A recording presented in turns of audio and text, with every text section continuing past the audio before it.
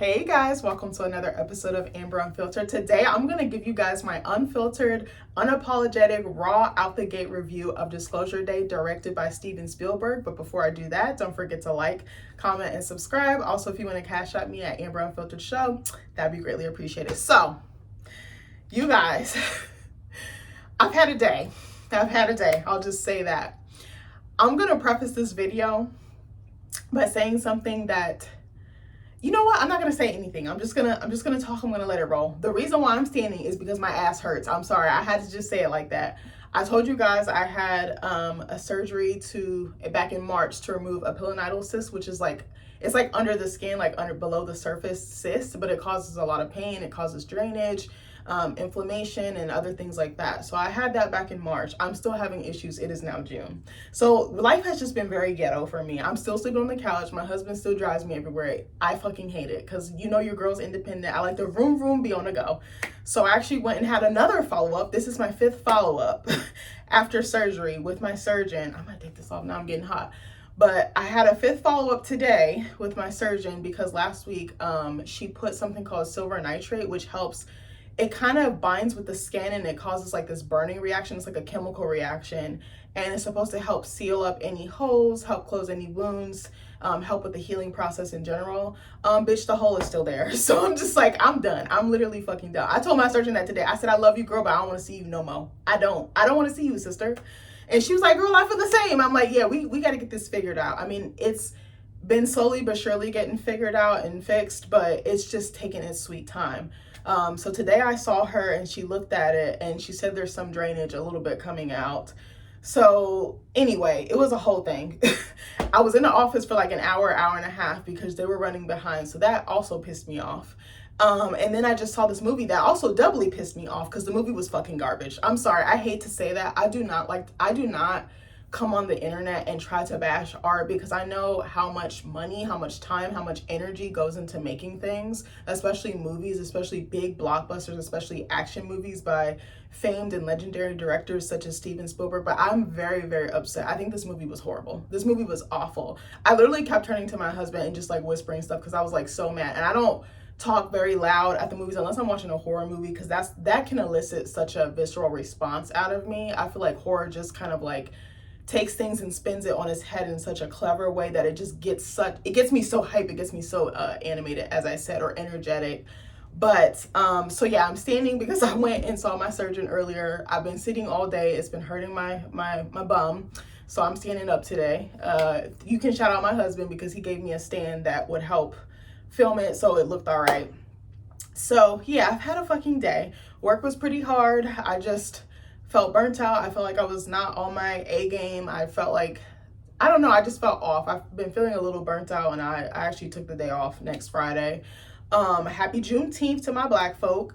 But I was like, I need a day off to just recalibrate, reset, do nothing, just sleep, just rest and take my time. So I was like, I'm going to give myself that gift. But yeah, I've had a day.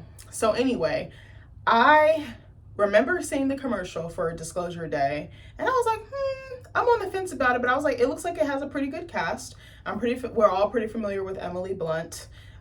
We all know Coleman Domingo. I think her name is Eve Hewson or Hewinson. I don't know if I pronounced that correctly. I've seen her in a couple of things. Or actually, I don't know if I've seen her in a couple of things. I've seen her in Behind Her Eyes, and that was such a great show on Netflix. If you're looking for something with a crazy twist that touches on like the spiritual and kind of like is like that a little bit of body horror and like romance and sex and steamy, you need to watch that show. That show freaked me out. It gave me chills like, well, after I watched it. When I watched it, I like binged it all in one day and finished like 9 or 10 o'clock, and I had work the next day and I literally could not sleep because I kept thinking about the ending, which I won't give away, but it was so trippy. So I was familiar with her from that.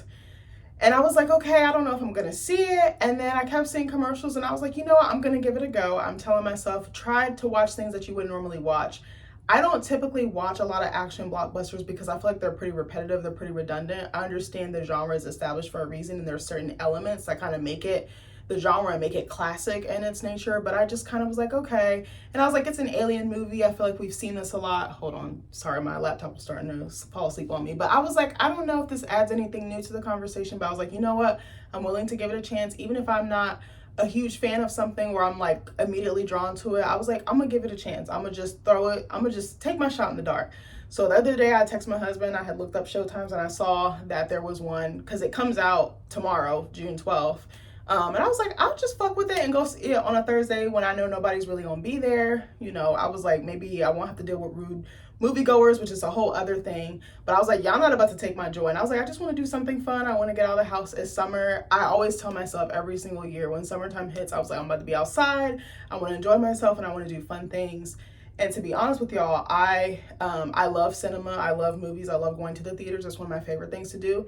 It is actually pretty hard for me with this injury, with the surgery I told y'all about that I'm still recovering from, to sit. I just have to keep flip-flopping. I kind of sit like on my legs, so I'll have my legs folded over and kind of just my knees bent at an angle, but that starts to hurt because it puts strain on your back because you know, distributing your weight.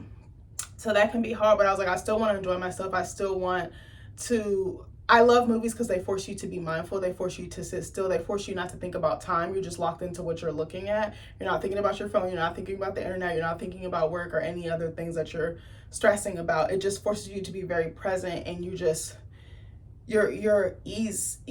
at ease. You know what I'm saying? Your worries kind of go out the window, and you get to walk a mile in someone else's shoes, and sometimes you might get to see yourself reflected on screen as well, or the things that you've gone through.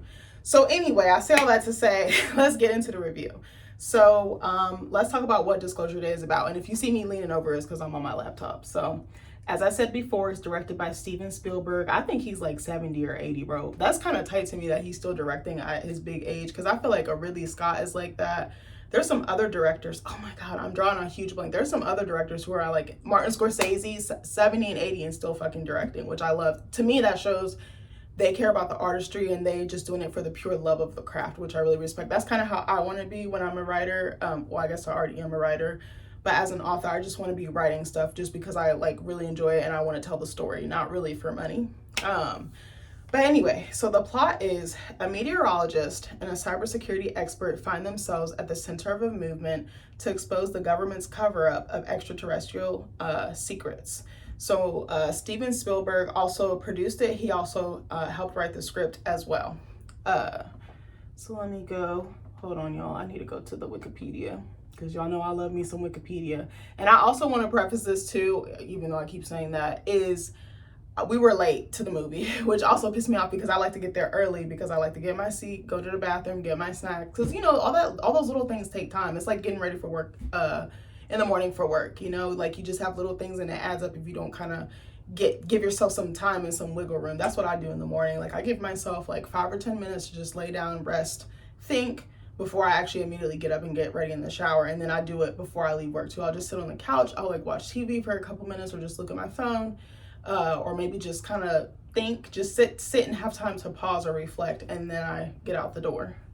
So it says Disclosure Day is a 2026 American sci-fi film directed and produced by Steven Spielberg from a screenplay by David Koepp, based on a story by Spielberg. The film features an ensemble cast that includes Emily Blunt, Josh O'Connor, Colin Firth, Eve Hewson, and Coleman Domingo. So let's see. There's also some fun facts about it. Sorry, y'all, I'm a little slow. It's also hard when I'm, you know, like sitting and standing, like it's kind of different filming like this. So it says in April 2024, it was reported that Spielberg's next project would be a UFO film, with Koepp writing the screenplay. Within the next few months, Universal Pictures was announced as distributor and Blunt was cast in the lead role. Filming took place from February to May 2025 in Atlanta, New Jersey, and New York. So what is that? February, March, April, May. So they filmed this in 3 months. That's actually pretty quick. So it says Disclosure Day premiered at Le Grand Rex in Paris on June 2nd, 2026. So that was like a week or so ago. Was released in the UK on June 10th and is scheduled to be released in the United States on June 12th. I always wonder how they do distribution deals with movies, especially overseas compared to here, like international and domestic. The film received positive reviews from critics, with particular praise for Spielberg's direction, Blunt's performance, John Williams' musical score, storytelling, and visuals. That's crazy word, because all those things are the reason why I hated the movie. I'm sorry, like I said what I said. If you hear me clapping, if you see me jumping up and down, I'm just getting animated because this movie really fucked me up.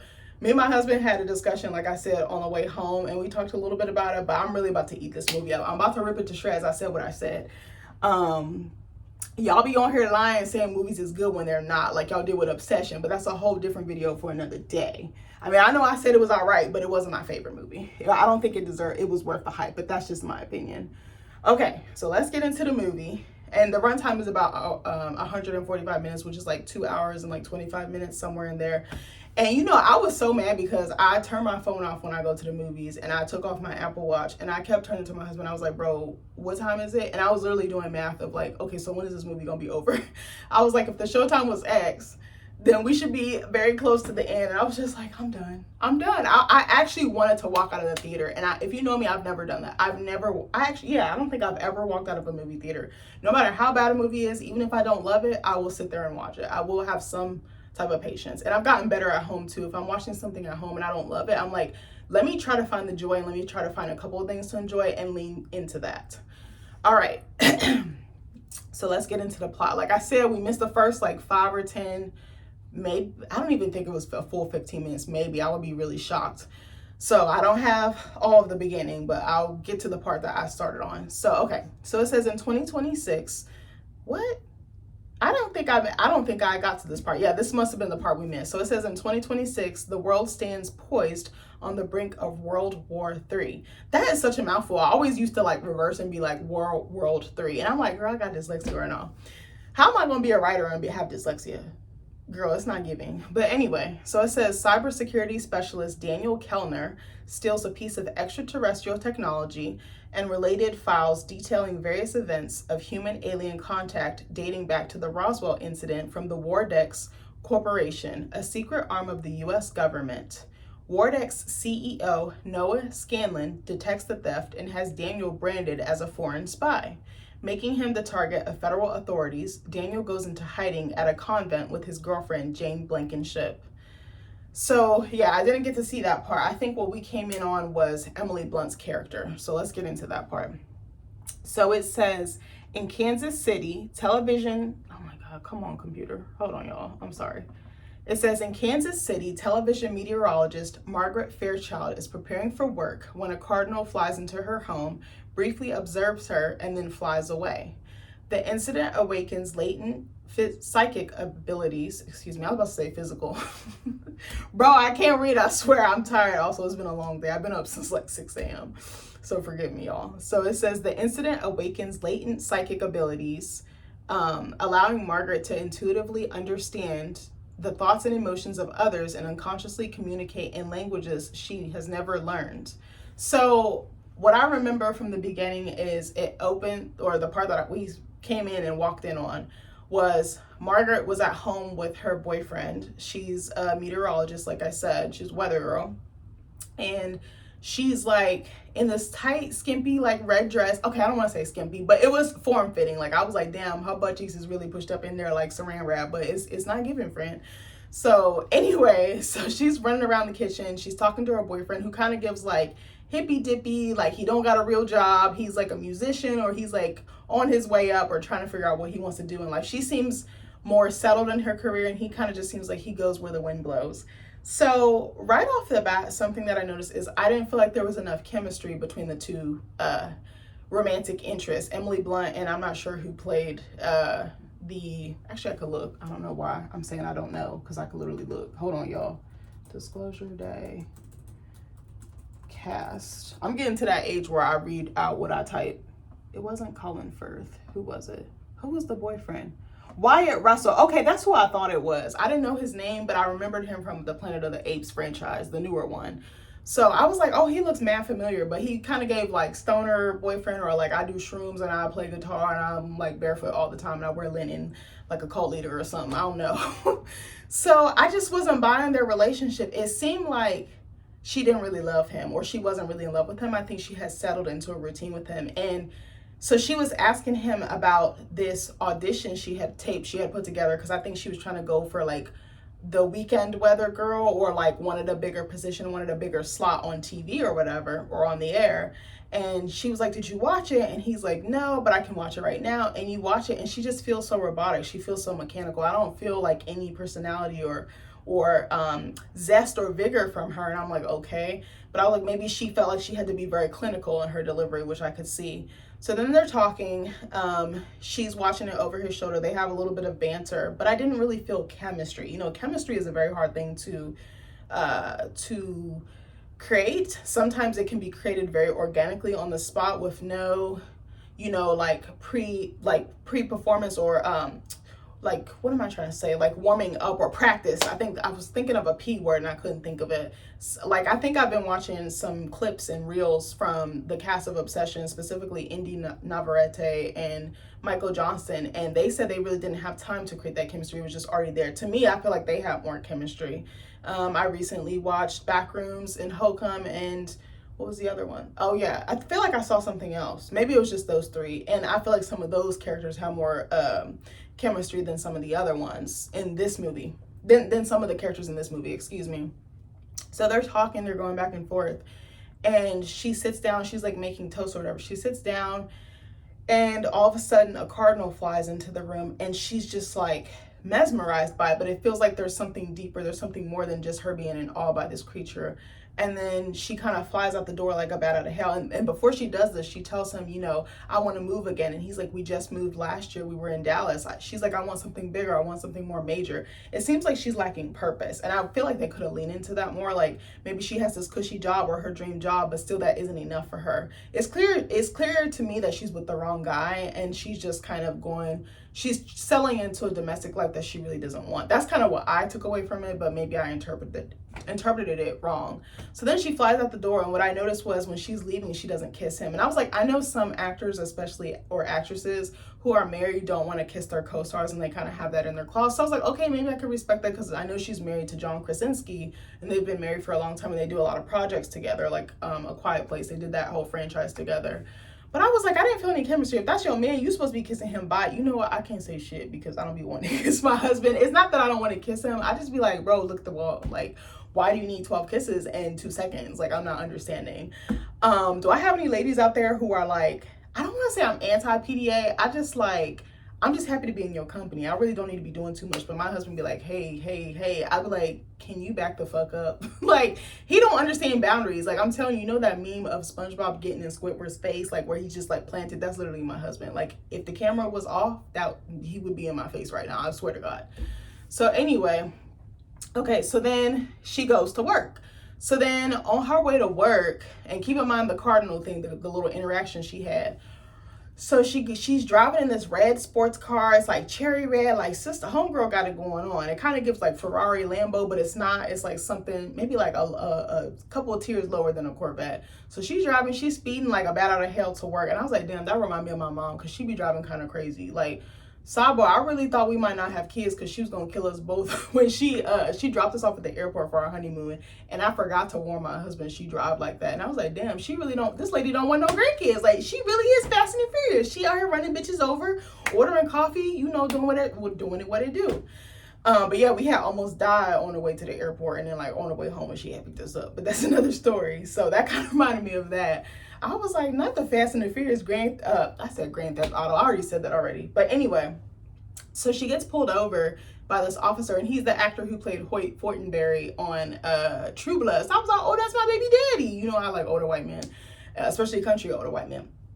So she gets pulled over, and the officer is like, he's like looking at her license and registration, and she's like, that's an older picture. And he's like, I know who you are. I don't give a fuck. Get out the car, man. I was like, is she finna get the cops treatment, like the cops TV show treatment? I was like, she ain't even do nothing but speed a little bit. Just give the lady a ticket and move on, okay? Also, sidebar. I'm about to tell y'all some tea, and I know my husband probably gonna be nosy and be watching. This man got a ticket. Bro got a ticket. So y'all know the state inspection? Bro didn't get his state inspection done for 2 years because he worked from home, so he wasn't thinking about it.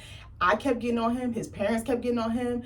We was in his ass, and I was like, babe, you gotta make an appointment. I was like, just go one day after you drop me off at work, because I work at 7:30, and there's a bunch of car places, like mechanics right around the corner. I was like, shit, one of the guys I work with, one of the landscaping guys will do it for you. They just pop that baby up. They got all the tools.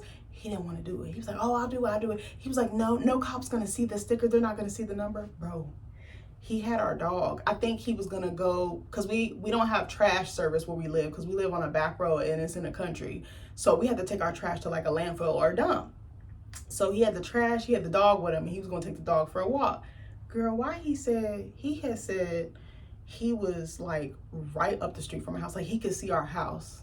And he got pulled over because the cop saw the sticker. I said, ha ha, bitch. Like, I was like, oh my God. I was like, see, and I had told him, I was like, what if a cop still sees it? He was like, they won't see it if they're not looking for it.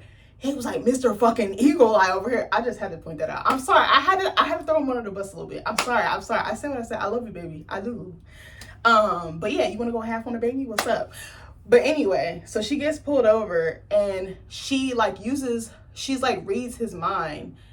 And is like, your wife didn't mean what she said to you this morning, because I guess he got in a fight with his wife, and then they were having some struggles because they were both sleep deprived. They had just had a baby, and he was like thinking he regretted having a baby. He had all these insecurities, right? So she says that, and he just lets her go. She just take the license and the registration, and she's like, vroom, vroom, and she whips it into the parking lot. Well, not the parking lot, but like a parking space at work. She's rushing in. She got 3 minutes till she on the air, and then boom. And I was just like, I think my gripe was, I didn't like how they portrayed the mind control or the mind reading. I didn't really like that. It didn't feel believable. There's a lot of things in this movie that do not feel believable and that are very cliche, or they're not fleshed out fully enough, or they're not, you know, like show and tell, but like in a way that hasn't already been done, or is just like a cheap way out. That's kind of what it felt like to me. I was like, I wanted more from that scene. Because obviously she has some type of magnetic pull. I mean, it's there, but it's not there. It's like a 25% when it should be a 75 or above. So, okay. So then she goes on the air, they're getting her ready, and her boss is chewing her out because he's like, bro, you're late. You're fucking up the whole program, literally. And so she's getting her makeup touched up. She walks past this other, because they're like on the set, right? There's like different sets and different news desks and stuff like that. And there's like this Asian guy, he's speaking in another dialect. And then she randomly sits down and she starts to, oh, I forgot to tell y'all too. When she was sitting with her boyfriend at the table, she started speaking like Russian or Ukrainian or something. And then she just snapped back to reality. That, I was like, it just seemed random. And then she forgot, like she didn't even know she was speaking a different language. And I kind of like the concept of like speaking, speaking in a different dialect, speaking something that seems foreign or different to someone else, alien, for lack of a better word. I don't want to say those languages are alien, but you know what I mean for this video and for this review. So I'm like, okay. So then she does it again with this Asian like co-anchor, and she's translating and they're going back and forth. Then all of a sudden she's putting on her heels, she's getting her hair touched up, her makeup touched up. And then she goes on the news desk and she starts the weather report. And she just fucking strokes out. Like, it's like her keyboard stroked out, like the teleprompter got stuck and she was still buffering, you know what I'm saying? So then she does like the little alien noise that we see in the trailer. It actually reminded me of, y'all know Alien Earth, the character off of there. I can't remember her name, but she was speaking to the xenomorph when it came to that Neverland Island, or what was it called? It was named after Peter Pan or something like that. The island that Peter Pan was on. Was it that one? Anyway, I'm not going to spend too much time on that, but she like basically spasms on the air and they cut her off because they're like, what the fuck is this? Then she passes out. So then she goes, I think she goes to the hospital and they do an MRI on her because they're like, maybe something's wrong. Maybe she had a stroke. Maybe she has something else because she has a family history of illness. So she's at the hospital. They do an MRI. They're like, homegirl, everything looked normal. Like, you straight, you free to go. So she's in her room with her raggedy ass boyfriend, because her boyfriend, you'll see why he's raggedy later. So she's in the room with like a doctor and her boyfriend. They're talking, explaining stuff. And she's like, well, my dad had Parkinson's. Do you think it's anything with that? And they're like, no, we think like, we'll keep an eye on it, but we don't think it's that. And then the boyfriend starts spilling all the beans about her trauma and everything. And I'm like, hey, buddy, unless like she was a harm to herself or you or someone else, you don't need to be telling inside trader secrets, okay?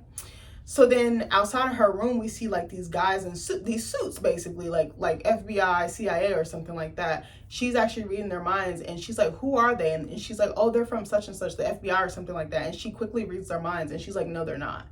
And it's like, see, that's giving too much away. You don't need to spoon feed an audience. You know what I'm saying? Like, you gotta give, we obviously know she has psychic powers. We obviously know she can read minds. So don't spoon feed us like we're stupid and don't just give us the whole script and the whole story right away. Like, leave a little bit of mystery, leave a little bit of conflict or tension or intrigue.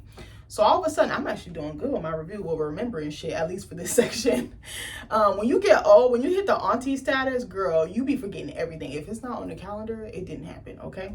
So then she's like, she yells at her boyfriend. She's like, bitch, we gotta go. We gotta jump ship. So she's like, act like I need to go to the bathroom. They pretend that that she needs to go to the bathroom. And then they basically sneak out of the hospital. She changes back into her regular clothes. They somehow sneak out. I was like, again, certain stuff was just not believable. Like the way it was shown and the way it was delivered to us, or executed, I should say.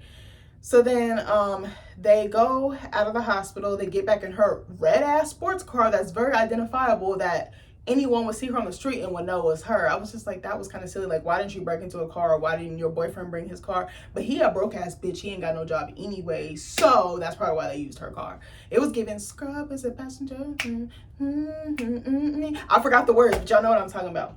So then they get in her car and she gets a phone call from Colman Domingo's character. What was his character's name? Bitch, I don't remember, but y'all know who Colman Domingo is.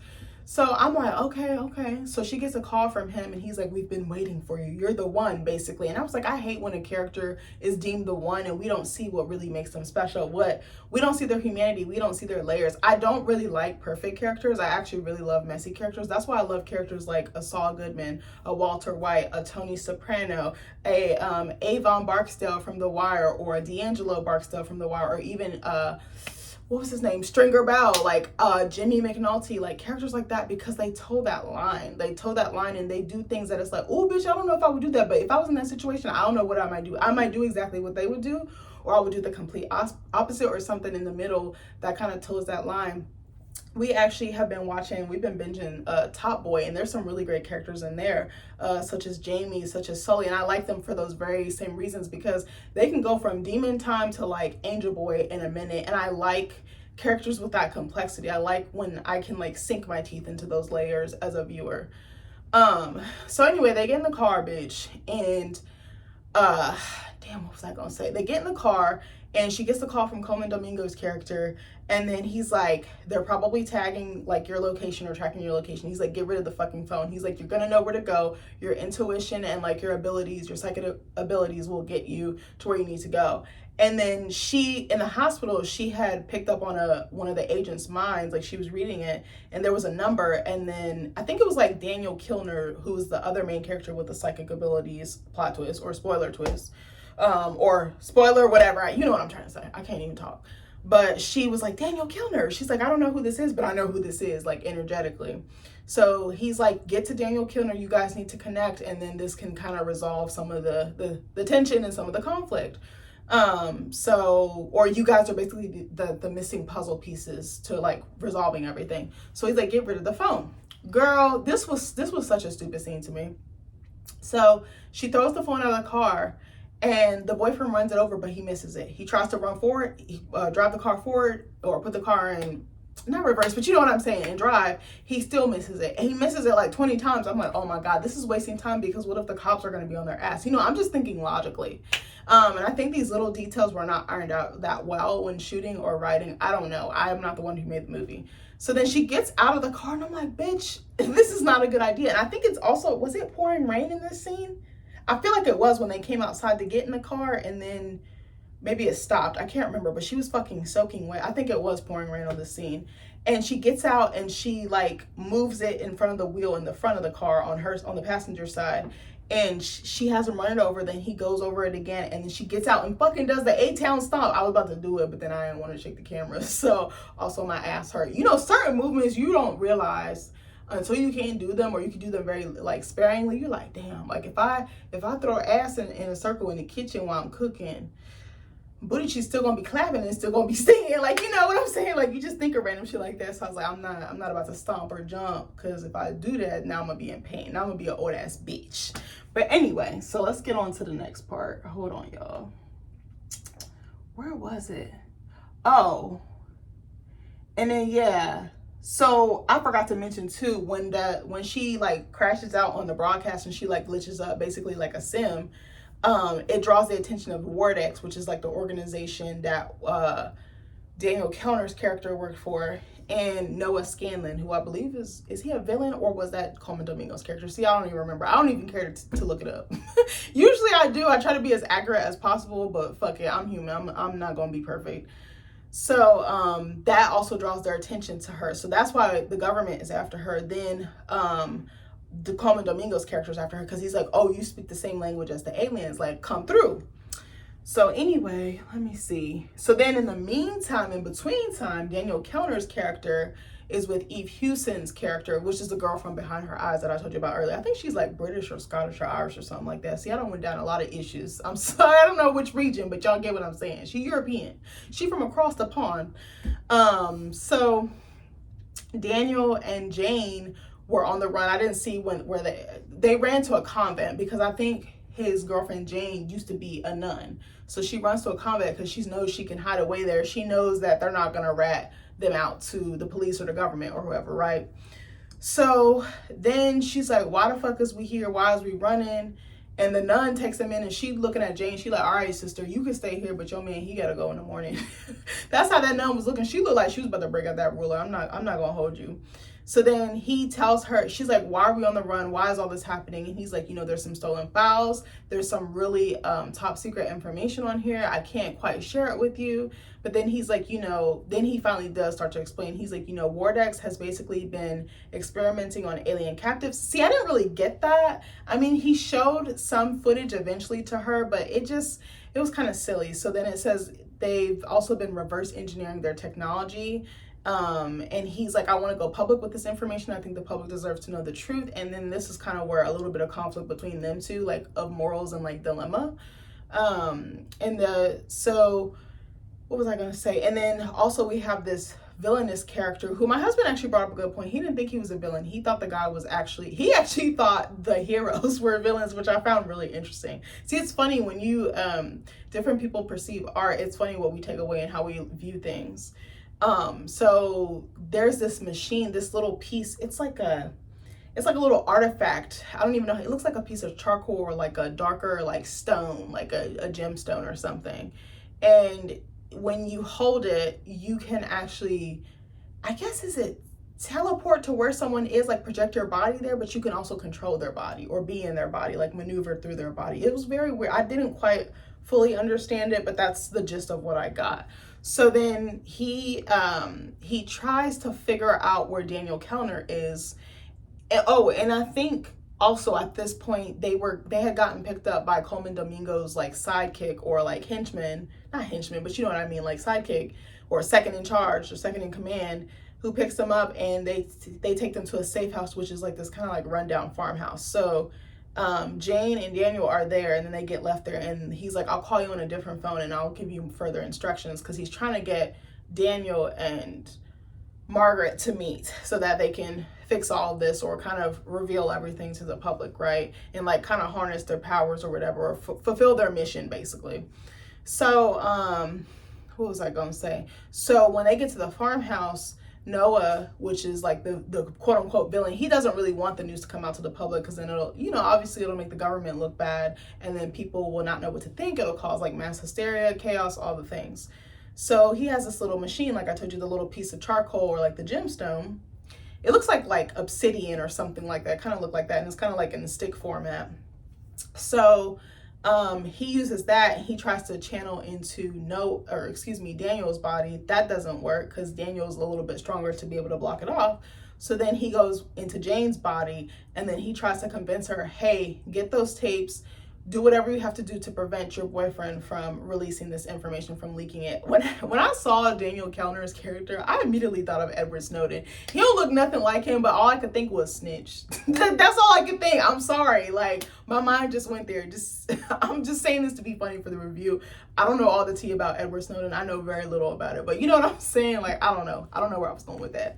So he does, and then Noah and Jane kind of have a discussion. Like, Jane's like, I don't think you should release this because we've all been believing in God. We have our faith, we have God, we have other high beings that we believe in and that we subscribe to. And if you release this information about the aliens and like more supreme beings than the human race, what is that going to do? And I thought that that was actually a very good question. I wish they harped on that theme more and that like messaging more and that conversation more, because I think it would have made the script a little bit tighter, and just the depths that the character went to either A, leak the information or prevent the leak of the information.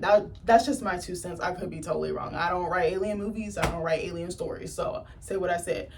But so he's looking at Jane. He like, okay, girl, I gotta go make this call in the field. So he grabbed a backpack with the files and he leaves her there. And that's when Noah channels into her and they have a conversation.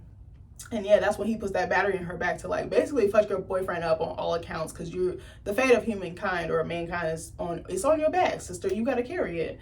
So then what was I gonna say?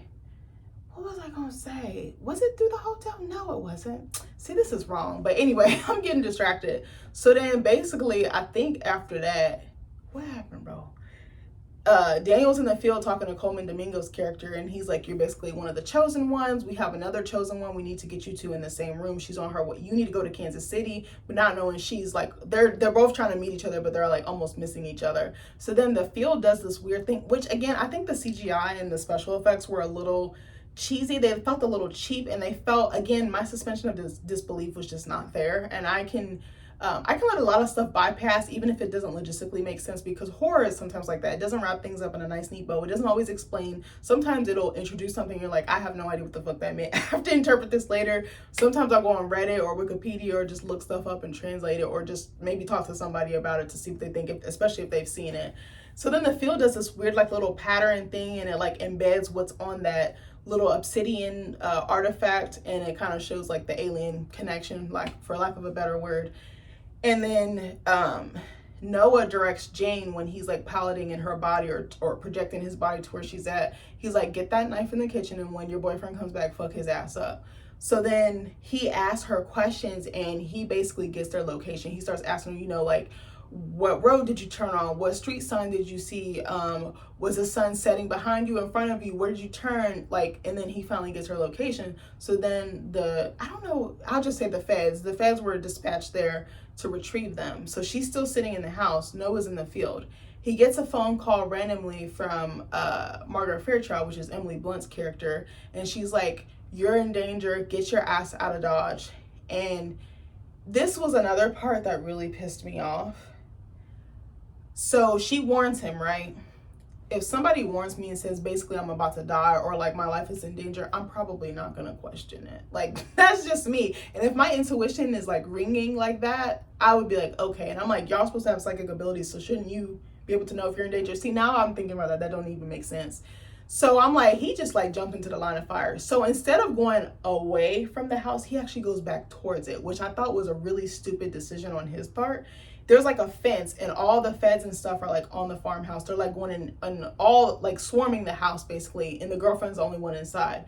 I was like, why would you go back in the direction of danger? I'll be running away from it. But I think he felt like he didn't want to leave her behind because he got her caught up in this mess. So he's like running so fucking loud. The fucking hay or grass is crunching underneath him. And I'm like, nobody fucking hears that. Like, as a moviegoer, I was just like, he's so close to them. I'm shocked nobody didn't see him. I'm shocked nobody didn't hear him. I'm shocked his phone didn't ring. Like, I'm just thinking of all the logistics. There was a white woman and her husband sitting next to me. They were older too. She had me so weak. She was like, someone's gonna hear him. I was like, girl, I know, because he's so damn close. I mean, he, like, this was the fence. Daniel was like, hey, I was like, right by the cars, right by everything. And I was just like, okay. And I told my husband this, I heard like a horse neighing in the background, because they were like, again, at a farmhouse, so they were probably near a barn. So I thought this motherfucker was gonna go Paul Revere and go get on a horse and just book it past the officers. No, he actually goes and gets in one of the cop cars, because it was emptied out, and both doors are open. The driver's side and the passenger side was open. And he gets in the car and just revs it. He doesn't close the door on the right-hand side. Fucking crashes into some of the cop cars, and they're all shooting at him. Hey. Like, nobody's getting him. I was like, why do we make cops incompetent, or like feds or SWAT or whoever incompetent? Like, oh, this character is so smart that they just evaded all these like snipers. Like, are you fucking dumb? I was like, I can't, bro. I literally can't. So that was like a little bit non-believable for me. And after, it just took me out of the movie. Like, I don't feel like I was fully immersed because I was just questioning stuff. And there's a couple other scenes that I'm going to discuss that kind of touch on that. Why is my light flickering like that? I'm sorry. If you see me get distracted, that's why. So anyway, I know that light's not about to go out. I know that light is not about to go out. Girl, let me finish the review first. So anyway, hold on. I've been talking for almost an hour, damn it. Hold on. So that happens. Bro, he books it and crashes into the house. Like, actually crashes. I think it was like the kitchen or the living room or something. He gets the girlfriend, not realizing she's been fucking possessed. She's basically like a fucking voodoo doll at this point. And he gets her, and his back, like, I think the back windshield had been shot out. The fucking window to the door that she had gotten, I think, was fucking bashed in. He reverses and somehow avoids all these cops. I said, no fucking way. Then all of a sudden, they all decide, oh, we're gonna chase him in our car. So I'm like, all right. So then they're like driving on a road, you know, they're speeding, they're gunning it, and then they like come to like a, not an overpass, I'm trying to think, like a clearing kind of sort of, and she's like, stop the car. And he's about to drive the car into not realizing there's like a river or a lake right there. And I was like, how did she know that? See, certain stuff just did not make sense. I was like, she's not psychic anymore. I think Noah had left her body at this point. Actually, no, he might have still been in her body now that I think about it, but I don't know if he had left it at that point. And she still has the knife. And while he's driving, she's trying to kill this man. I was like, this doesn't make sense. Is this a horror movie or is this a sci-fi movie, bro? It's giving Jason, I don't know. Jason Voorhees, I don't know. Freddy, I don't know. So then she tells him to stop. They get out the car and they're about to run so that the cops don't see them. Bro, why is she like, wait, there's more. I was like, this is so stupid. She turns around. She's like, rev up the car. She grabs a rock and puts it on the gas and lets the car crash into the lake to make it look like they crashed or that they potentially died. Bitch, the part that really fucked me up was after that, the cops immediately arrive. They're like hiding by the bushes, but like in like brush and like woods, but it's literally right next to the car. They don't even run. I was like, this is so stupid. I was like, bro, this is actually stupid. I was like, I'm losing brain cells watching this. And the whole time I'm watching this, I was like, this movie is bad. Before I could really get into the movie, I was like, this movie is bad. And sometimes I will think that, and then my mind has changed. Like, I'm gonna be real with y'all. When I watched the How to Train Your Dragon live action, I actually hated it at the beginning. The very beginning, I was like, this movie is bad. I want to leave. Like, I really thought that. And then as I sat there and I was patient, I was like, oh yeah, this shit is hard. I was like, this is just as good as the animated version. Like, so good, because they literally used the same exact team and they followed the same story. But I really loved how they told it. It was a beautifully shot movie. Like, actually, I think that movie was shot much better than this one. And I would expect so much more coming from a Steven Spielberg. But I digress. So, what was I going to say? Hold on. I'm trying to think. I might have messed this part up.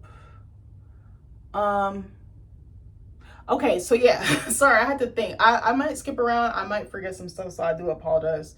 So then, I'm trying to think, what the fuck happened after that? How did Emily Blunt's character get... See, I don't even remember everything. This is bad. And I just seen this. I literally just came from the theater. Some stuff happens. I can't remember it all. I'm just going to go to the next part that I remember so I don't waste y'all's time. So, yeah, I think Daniel and his girlfriend escape the police and they go to a hotel. And the name of the... Oh, that scared me. The name of the hotel pissed me off. I think that was my HVAC starting. It was called Indiana. It was like INN-DI-IA it was INN-DI-ANA. Sorry, I can't fucking spell.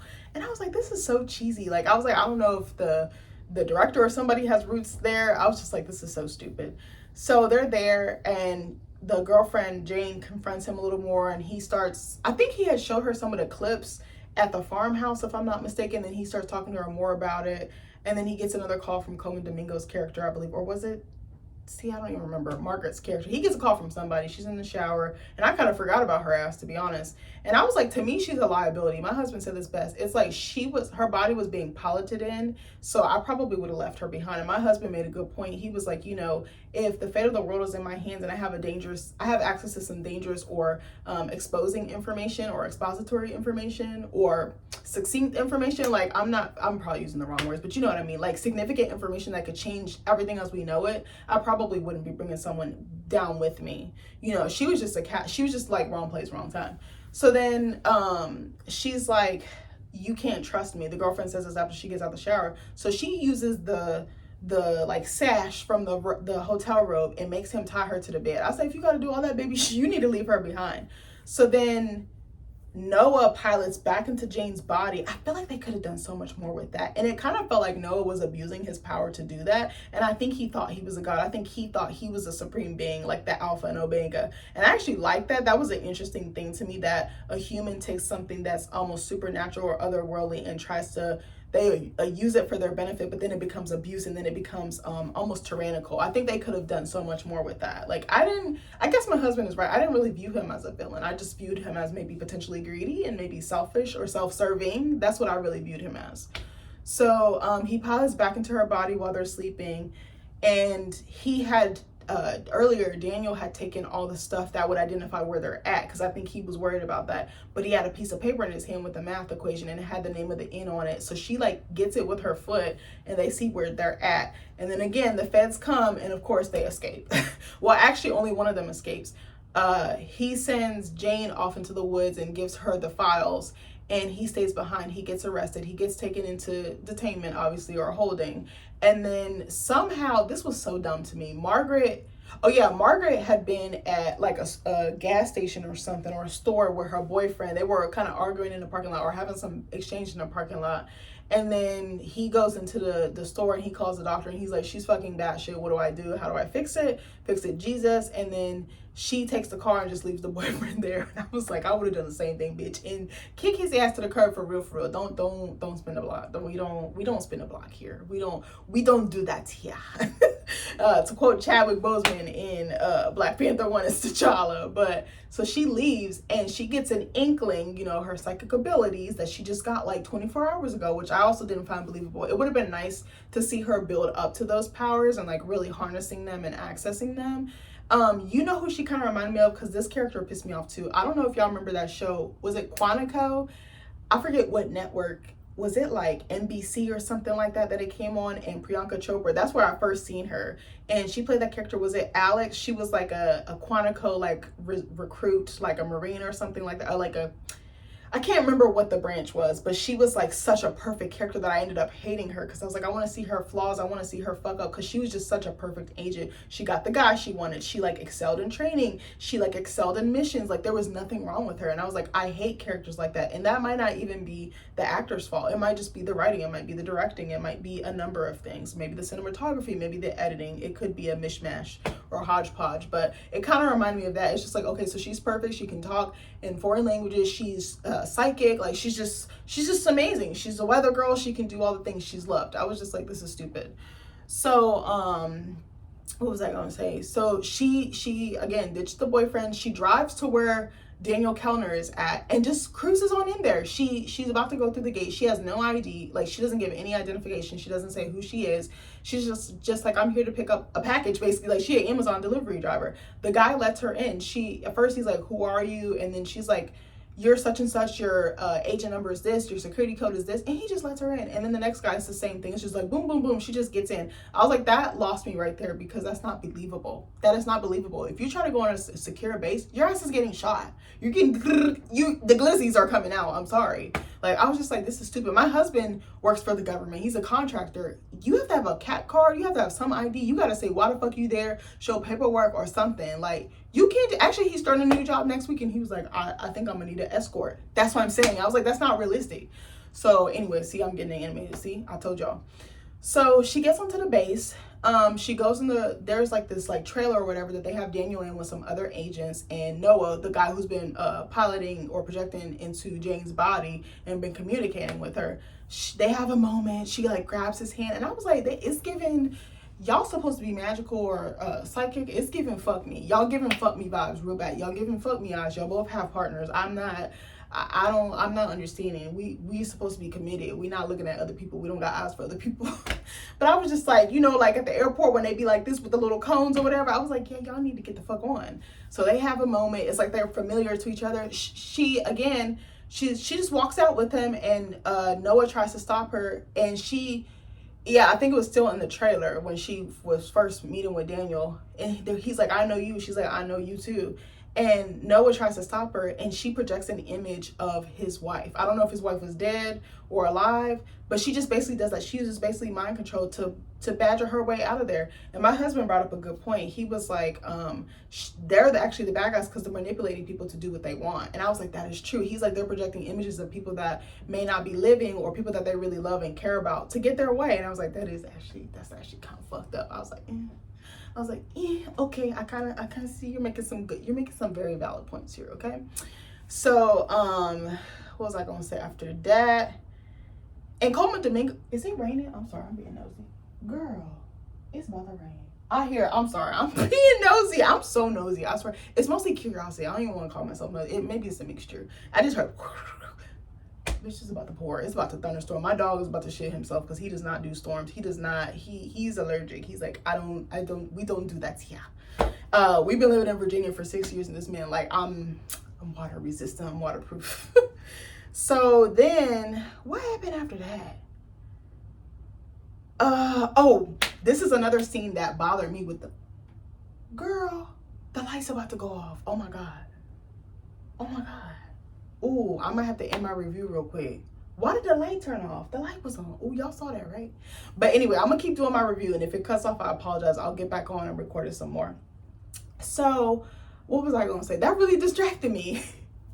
Sorry. So, okay, so Daniel and Margaret are in her car and she's revving it. They're talking and she reveals stuff about him because she's reading his mind. She's like tapped into him. So then they come across this train station and the train is coming and they're sitting there waiting. And all of a sudden, one of the agents, I don't remember which one it was because there was like 20,000 of them. He like fucking rams his car and starts pushing him onto the train tracks as the train is coming, bro. And I was like, I want to see what they do with this because I remember this from the trailer. And that's another thing. I sometimes feel like trailers give away too much because certain scenes I was like, oh yeah, this was in the trailer. So what they gonna do with it? Like I felt like I already knew what was happening. I'm like, give me a little bit. Like I think Weapons had one of the best trailers because it gave away very, very little. Like it like whet your appetite and it's like you had an appetizer, but now I want the whole course. I want a glass of wine and I want some dessert.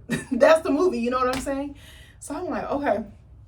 So he's pushing their car, edging it on there, and then all of a sudden he backs up and fucking guns it and pushes the whole car on there. So the car is like scraping alongside the train. That part, it looked too CGI for me. It wasn't realistic. I just was not believing it. I literally was like this to my husband the whole time because I was like, I can't believe this. I literally can't believe this. And I was like, I can believe a lot of things when it comes to movies because movies are supposed to suspend our disbelief or suspend our belief in our logic, and everything's supposed to go out the window. You're supposed to just be like a free and empty vessel. And you kind of just absorb as you go, right?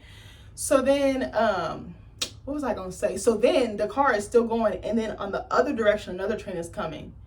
And they're supposed to jump. It's taking forever, a year and a day for them to jump. She's holding on to him. He holding on to the ladder. And that agent, he's actually driving on the road. He's shooting at them. He's missing. I'm like, ain't no way one of them ain't got like a shoulder lean, a shoulder shrug. I was like, nothing. I was like, a limp something. I was like, no way.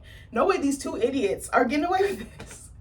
So I'm like, okay. So then she finally jumps or gets pulled up as the other train is coming. And it's like so narrow, but it just... I couldn't believe it. I was like, action movies like are really supposed to suspend our belief or disbelief, but it was too cheesy. It was not well choreographed. I really do appreciate choreography in a movie because I do think it's very key and making something look natural. Like one of my favorite choreographed like fight scenes actually is Avengers. I don't remember which one it was, but you know the one where ScarJo, she's like in that black suit and she's like in that hallway and she like does she wraps her legs like around the agents like necks and stuff. I think that was one of the best choreographed scenes. And the one where she was in the chair, I thought you could tell they really planned it and they really worked with the actress. They really worked with the body doubles. Like it was very intentional. Another one I really liked was Stranger Things. I think Noah Schnapp's character Will, when was it episode 5 of season 5 when he was doing like with Vecna and like what are they called, the Demogorgons. Like it looked very natural, and I watched the documentary of how they made season 5 and all the choreography and all the work, all the coordination. Like they were really planning this for months, like scheduled and talked about everything, had walkies that crew was really working. You could tell they really were loving what they were doing. They poured everything into a moviegoer or a viewer can feel that. They can see that. They can attest to that. You can feel it in your bones. And I just felt like that wasn't the case with this movie. I feel like this review is so motherfucking long. I actually was not even gonna do a full review. My husband convinced me. I was like, I don't know. I was like, I just want to rag on a movie. But then he was like, get your ass in there and record. And I was like, yes, sir. Yes, sir. Yes, daddy. Yes, daddy. Okay. But anyways, so you know what? I might skip to the end because this is too much. So anyway, then, oh, I don't remember that part. Oh, okay. So then I guess Colman Domingo is working with, see, I didn't know that. That might be what I missed from the beginning of the movie when we was late.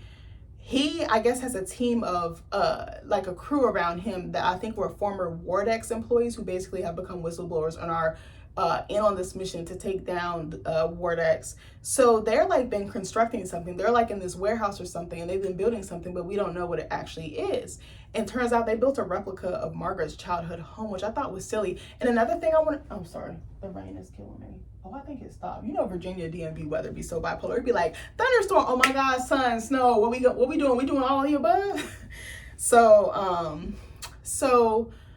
what was I gonna say? So, and another thing I wanted to add is sometimes Emily Blunt's character has very overly dramatic reactions. Like there's a scene where the train scene that I was just talking about. Sorry, I'm going all over the place. After they got inside of the train and they were like away from harm or whatever, she starts freaking out, having a panic attack. Her hands start shaking and she's like, am I gonna be like my dad? Am I gonna have Parkinson's? She's like hyperventilating. She's saying, I can't breathe. I don't understand the reaction. I was like, huh? I felt like that was a little overstated or overacted. And then she did it again in this scene that I'm about to talk about. So her and Daniel Kellner get to the warehouse. They see a replica of her childhood home. When Margaret steps off, she knows everybody's name. She speaks to them. She greets them. And I was like, what is this, a Messiah? I was like, it's giving Dune, but we already have a movie for that. Also, I'm really excited to see Dune 3. Are y'all Dune fans? Are you going to go see it? I'm going to go see it. So then, also randomly, I was thinking about the other day, why the fuck ain't Una Chaplin getting awards? Why is she not sweeping awards for her performance in Avatar 3 Fire and Ash? I really want to know, because I was like, she ate down. I was like, I just randomly was thinking about it. I was like, her performance was like that. I was like, she actually did better than Zoe Saldana. And y'all know, I love me some Zoe Saldana. So she sees the replica of her house. She starts fucking crashing out again. And I was like, girl, what's going on? I was like, I was like, I get it. You know, it's bringing back memories. It's bringing back everything she repressed. And it seems like she repressed certain things after like I think it was like age 10, because that's when she had the alien experience. Hold on one second. So then she goes around the house. She's looking at everything and it's like to the T. All the details are exact. She goes in her room. They hook her and Daniel up to that machine, that little artifact thing. They have one. Colman Domingo's character has one of those things that Noah's character had that allowed him to port into Jane's body. And then Jane kind of like fucked off at some point in the movie. Oh yeah, when they was at the hotel and they got caught, he gave her everything and she ran off. So she was just kind of like in the wind, but we didn't see her for like a good 30-40 minutes. I said, what happened to Jane?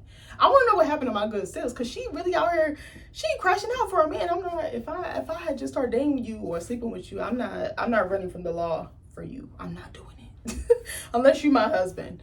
So they go in the house, they hook them up to the machine, and they basically port back into her memories, and we see that how she was introduced to the aliens. So the aliens show themselves in the form of animals. So like a deer, my damn dog, I can hear him sniffing at the door like a damn sprinkler system. But they show up in like a deer. My dog is so fucking loud, I swear to God. I'm sorry, y'all. It's really distracting because he sounds like a fucking spritzer, like a, like a spray bottle. So they show up in like a deer form, like the cardinal, like she saw, I think it's a fox. Another problem I had, again, like I said, the CGI is really fucking bad in this movie. Like in a lot of different scenes, but especially the animals. They look so fake. Like it gave like the Lion, the Witch, and the Wardrobe if it was on a Walmart budget. Like I said what I said. It's giving great value. It's not giving Target. I'm sorry, I said it. I said what I said. So then we see her interacting with the animals, and she gets taken to this house. It looks like a Hansel and Gretel house, or Hansel and Gretel, I don't say it correctly. And then she's put on this like lab table, medical exam table, and then we see that Daniel was also there as a kid, and they both were kind of, Nick called it an abduction. I don't know if I would call it that. I guess a little overtaken. I guess it's the same, it means the same thing. And then their like retinas get scanned by those little obsidian looking things, the artifacts, and it's like a circle of them, and it creates like this crown effect, and it goes over their eyes, and then that's how they're able to read people's minds and have the different psychic abilities. I feel like that was a little bit of a letdown. Like the payoff wasn't big enough for me, and it didn't land for me, and I was just like, okay. So then after that, the feds show up again. I forgot how they found their location, it doesn't matter. So the feds show up again, and they have a house full of people. They've got like 40 or 50 people in the replica of her house, the whistleblowers and Colman Domingo's character. And so she uses the artifact and like holds it in her hand and like harnesses it to make the house disappear. So it doesn't look like they're there, but then on the technology that the feds have, it shows heat signatures. So it shows like 43 people are there.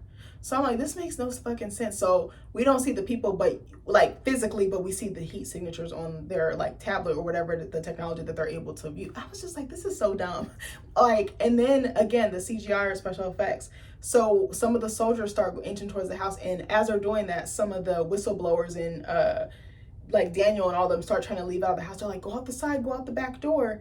And some of the soldiers come, and like the one of them, like the door fell down, so he like fell down with the door, but he was like levitating. It was so stupid. I was like, this is dumb. I literally just kept turning to my husband, and he was just like like we were both over it. And the lady next to me, again, she was saying stuff too. We were just like, this is so you know, I'm not gonna say that word, but y'all know what I was about to say. I'm not gonna be disrespectful, but I was like, this is so dumb. This is actually dumb. I feel like I'm losing brain cells watching this. So then she's still holding it. She's like, oh my God, I'm about to like combust. Like, you know, it's like digging into her palm. She's bleeding, and it's starting to melt into her skin. And all of a sudden they can magically see the light that is emitting from the artifact that allows her to make them disappear. I was like, what is this, Harry Potter? And the what was it, the invisibility cloak? I can't remember what it was called, but y'all know what I'm talking about. I was like, this is so stupid. Like, I was like, okay. So then Noah could still see them, and then they get in a fire truck.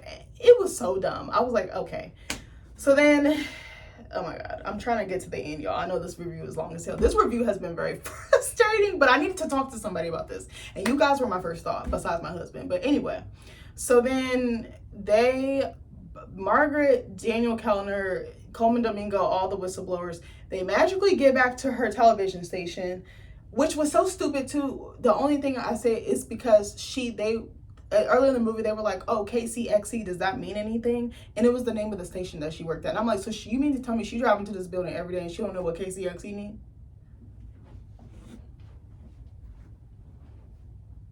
Like, you know what I mean? I was just like, this is so dumb. You know, John Travolta, when he's like, in fucking Pulp Fiction, I was like, this is so dumb, I swear. So then they fucking bum rush the station. She asked to get a special segment. She wants to get her makeup done. And this is after she crashed out on the air, after she went, like, you know, she was making the alien noises. Obviously, I can't do them. She was doing the mating call from Alien Earth. I said what I said.